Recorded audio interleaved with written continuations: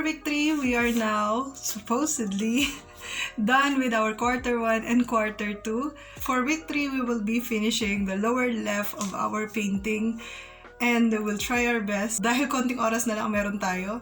Last week, I said I will not work on a Saturday, but oh well, ano man gagawa natin, ganun talaga. So we only have this night and tomorrow to finish our quarter 3. Anyway, parang mas konti naman siya kesa dun sa quarter 1 and quarter 2. So I still have high hopes na makatapos tayo nito. Audiobook to listen to for week 3. I have started listening to The Black Sun. It's available on Scrib. And I don't know anything about this book aside from this is set in indigenous America, pre-Columbian America. So that's our setting. And it's filled with mythology and indigenous traditions that I really look forward to getting to know the Native America or the indigenous America before the colonization happened. It started so strong for me and now I'm really hooked. I want to finish it right away. Maybe while listening to this, I will double up the speed. Ganun siya kaganda.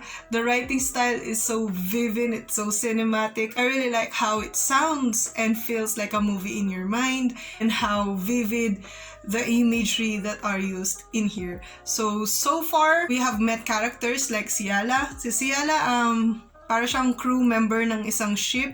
I still trying to get to know her. But we met Serapio. And he is a son of this woman that believes that pag ginawa niya tong tradition na to, he will become God. So, he blinded her son, stitched his eyes closed. Yeah. Let that sink in. So, a lot of trigger warnings on violence. As of now, I have 12 hours left. I just started. Nasa chapter 4 pa lang ako. So, we will now continue this exciting book and our painting. See you around!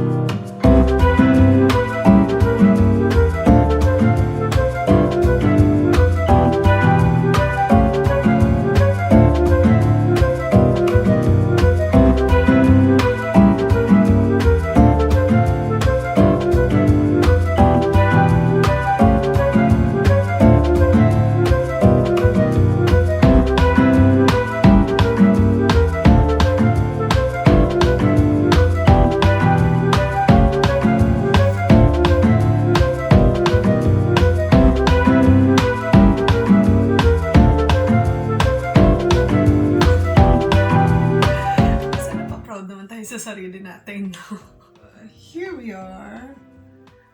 Malapit na tayo matapos dun sa third quarter. Konti na lang. Itong part lang na to. Konting-konti na lang yan. And then we will move on to the fourth week of this painting. So, reading-wise, we are definitely enjoying Black Sun by Rebecca Roanhorse. It's just so colorful. Yung mga characters niya are so distinct from one another. Lahat sila may backstory and nothing happens just for the sake of happening. There are a lot of clues that happen from time to time, and when we encounter something, that something for sure will play something important in the plot, and I really enjoy everything about it. We are now 6 hours to go. So for sure tomorrow matatapos na natin yung Black Sun. Kaya tatapusin na rin natin yung ating third quarter tomorrow. Maybe after my class. Nung una, hindi ko agad mag-gets yung drift ng kwento. Kasi it's a huge world building na I'm not really familiar with. Kaya medyo may reservations ako and parang hindi siya nagka-click sa isip ko. But given the time, siguro mga 1 chapter lang yung pinalipas mo and you are already in the story and you are already rooting for the characters and trusting and getting betrayed and doubting characters and motives of each characters. Kaya I'm really enjoying it kasi napaka-engaging niya, yung writing style niya. Even the audiobook actors, they are so good. Para ka nanonood talaga ng movie. That's why napapabilis tayo dito sa painting natin. Kasi ang galing talaga. Ang galing ng mga audiobook actors natin. Parang nag-switch on ka ng isang movie, tapos pinapakinggan mo lang talaga siya. Ganun ka cinematic yung writing style ni Rebecca Roanhorse. Well, I just learned na nagsulat pala siya ng isang book ng Star Wars. Isa or dalawang book ng Star Wars. And I just recently enjoyed Star Wars. Kaya yun, sobrang na-appreciate ko si Rebecca Roanhorse. And this book gives me like favorite of 2021 vibe. Sana it will hold up until the end. And so far, I'm really liking it. Yeah, that's all for today, I think. And we'll call this a night. It's 10:45 p.m. Kaya, good night!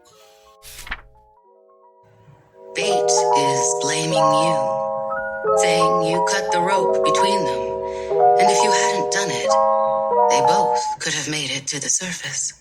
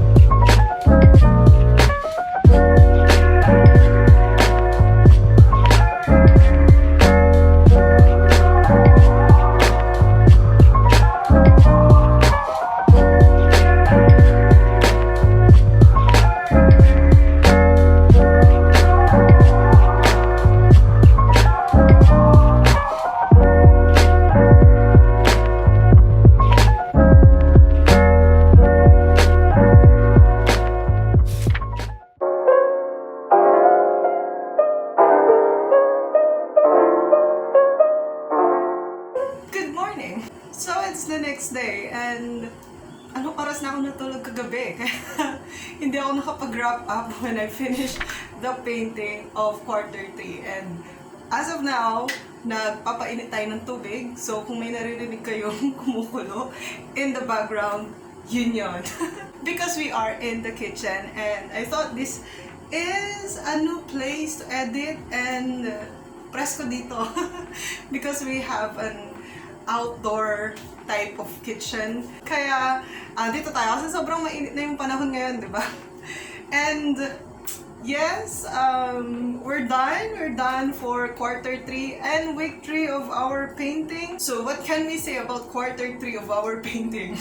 Nakakatuwa siya. Kung hindi mo alam yung ideal version or yung finished product version niya, maganda na siya. Huwag mo na lang siya i-compare dun sa original niya or dun sa ideal finished product. Kasi kung titignan mo lang siya ng siya lang mag-isa, maganda na siya. Meron siyang sariling identity. But kapag kinumpare mo siya, makikita mo yung pinagkaiba nila. Sabi nga ng aking pinakamamahal na asawa na napaka-honest, saranggola art daw. Yung maganda lang sa malayo. Salamat sa support, mahal. We will continue next week.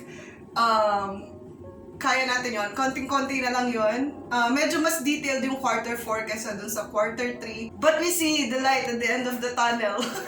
Kaya we're just waiting for the next weekend. Now, for the book, ayan, sobrang nagustuhan ko yung Black Sun. I really enjoyed it. That's why we're wearing black today. Actually, I'm wearing the same shirt and hindi pa ako nakakaligo. This was the shirt that I was wearing yesterday night. Anong tawag doon? Last night, ayan, ano ba yan? I haven't had my coffee! And I'm talking na. As scattered as my brain is right now, all I can say is that I really enjoyed The Black Sun by Rebecca Roanhorse, and it's an epic and grand and elaborate world building. Ay, napaka...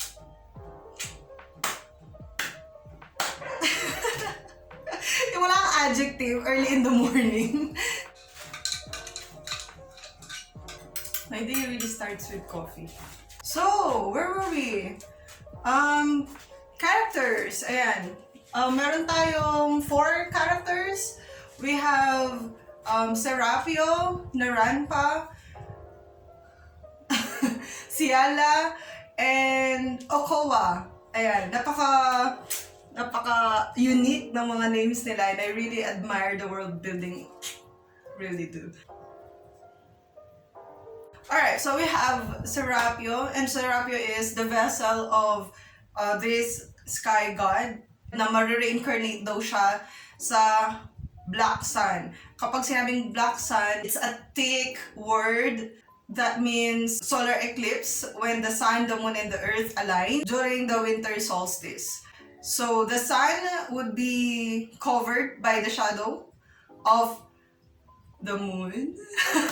And Serapio has this important mission to accomplish in the holy city of Tova, where hindi na natin sasabihin kung ano yon dahil it would be a spoiler. And para makapunta siya dun sa holy city of Tova, we have this thick/mermaid reminiscent folklore of the Native American. Although I haven't done my research, hindi ko alam kung totoong folklore siya ng Native American or the pre-Columbian America, parang ganon. So this is actually categorized under indigenous literature, and I'm not really sure about that historical accuracy. Para makapunta siya dun sa city of Tova, he would be joining this thick sailor in the name of Ciala. And Ciala ay isang captain ng isang ship. Ciala was commissioned to bring Serapio to the holy city of Tova with the deal that she would get a lot of money out of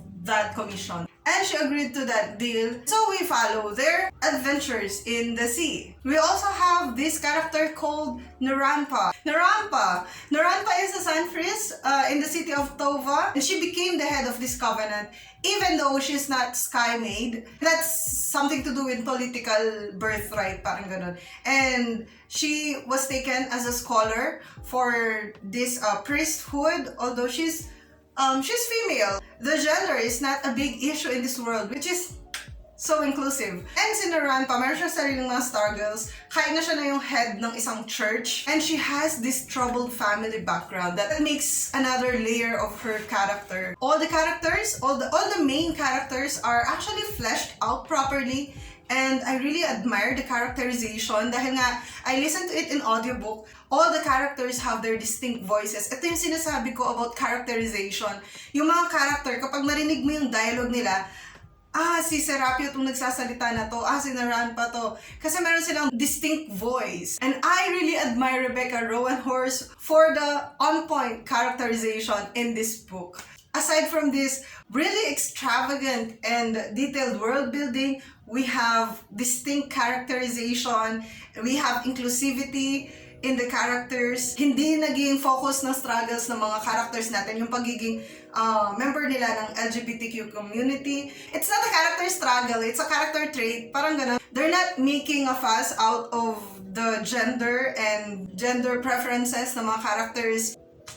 Plot-wise, dahil nga mas fan ako ng mga plot-driven stories, okay sa akin. Okay lang yung pacing niya. It's not action-packed. Hindi siya tulad ng ibang mga epic fantasy. It's well-paced. It's not that hard to follow. Although medyo naguguluhan lang ako kapag nagpa-flashback, ganun. Kasi nga nagpe-painting ako nung time na pinapakinggan ko siya. Kaya kapag nagpa-flashback, I tend to forget na this part is a flashback. Parang like konting ano lang naman yun, konting segundo lang naman yun. Tapos, marirealize ko naman na flashback pala to, hindi to nangyayari at the moment. With that in mind, my favorite character is Serapio. His character is complicated. Feeling ko magiging villain talaga si Serapio in this series. They say that this would be a trilogy and I'm really excited for the other books. This book focuses more on Serapio, although na-fleshed out naman lahat ng characters equally, but I think we followed more Serapio in this book. Kung magiging villain man siya, I would really understand. Ito yung mga villain na gusto ko. Hindi lang niya gusto ng world domination, ganun. Ayoko ng mga villain na ganun na gusto lang nila ng world domination, kaya sila villain. Serapio has his own fair share of struggles, of troubled upbringing of parents. Actually, sila lahat may issues sa kanilang mga parenting upbringing, ganun. And sabi ko nga, mas nag-focus lang tayo kay Serapio in this book. So maybe we will focus more on the other characters in the other book. Kasi yun talaga yung medyo kulang. Nakukulangan ako. Parang yun yung main issue ko dito sa book na to. Kulang yung about sa mga tick. Kasi na-excite ako nung nalaman ko may mermaid dito sa story na to. And I was waiting for the mermaid character. Tapos, she's with me pala all the time na. Kasi kailangan mong pumili between the characters. Parang hindi kasi pwede na mag-succeed silang lahat. Kasi their character arcs are all conflicting with each other. Only one would survive, kaya you have to choose your side. Choose your side. I'm choosing the side of Serapio and I'm feeling bad about it. Just because maybe this book focus more on Serapio and his childhood struggles. So all in all, I'm giving this book 5 stars in Goodreads. And I recommend it to all people who are reading YA fantasy and would like to transition from YA to adult fantasy. This is a good place to start. Kasi may mga kilig moments siya. It feels youthful. Ayan, it feels youthful. But the political and historical intrigues in the book would really pull you out of the romantic bubble. Kaya parang it's a good transition from the YA personal conflicts to adult fantasy with bigger issues and broader world building. Kaya yun, that's all for this book, Black Sun. I really enjoyed it. 5 stars in Goodreads. So I hope you enjoyed this video. Thank you for watching. This has been Marty and I'll see you again next week. Happy reading!